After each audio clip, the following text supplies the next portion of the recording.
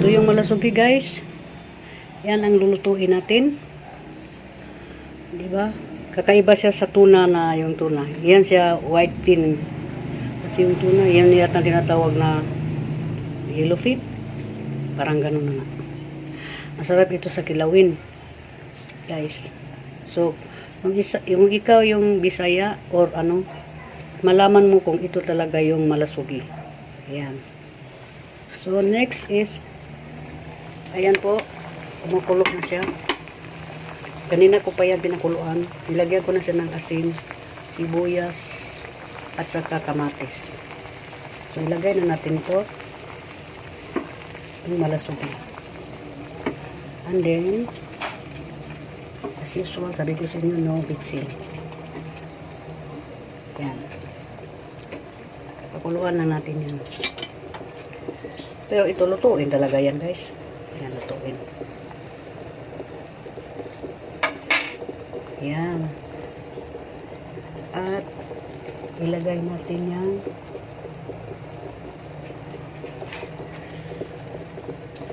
Anong tawag yan? Yan. Lemongrass or tanglad. Pakuluan mo yan siya for 2 minutes.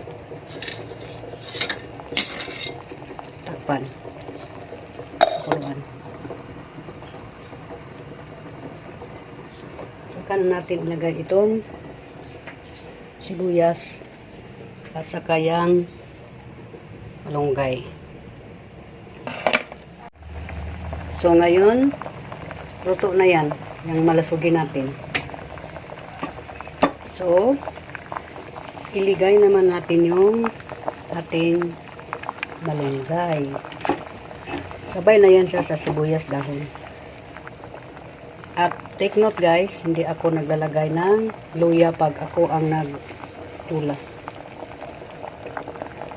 Pipiliin ko lang yung ulam na may luya. Ganon talaga ako pag magluto. So, huwag mo siyang takpan guys kasi aapaw. Aapaw yung sabaw. Ayan.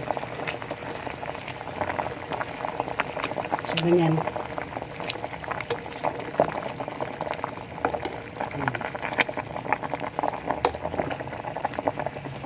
Ayun na ang malasugin natin. Ayan.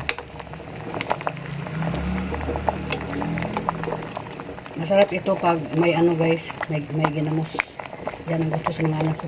Pag ganito ang luto ko, lagyan ng ginamos. Yan naman yung ginamos guys.